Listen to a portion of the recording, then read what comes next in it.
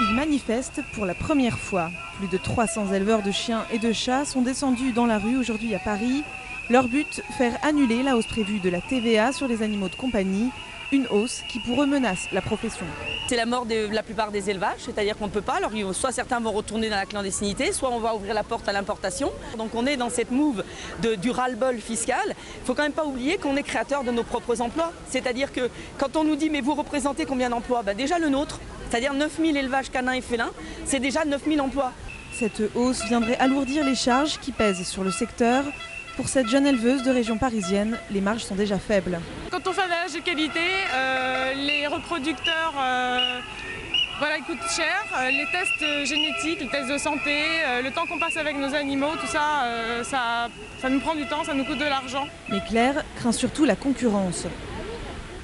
Avec son petit élevage, elle doit déjà faire face au trafic de chiots bon marché venus d'Europe de l'Est. Les écarts de prix pourraient encore se creuser avec la hausse de la TVA. Ce petit chiot, au lieu de 1 000 €, il coûterait 1 200 250 € si je dois reporter la hausse de la TVA sur le prix de vente de ce chiot. Donc les gens vont se reporter, encore une fois, sur les chiens produits au black par des particuliers. Des chiens parfois mal en point et souvent moins socialisés que ceux issus des élevages français.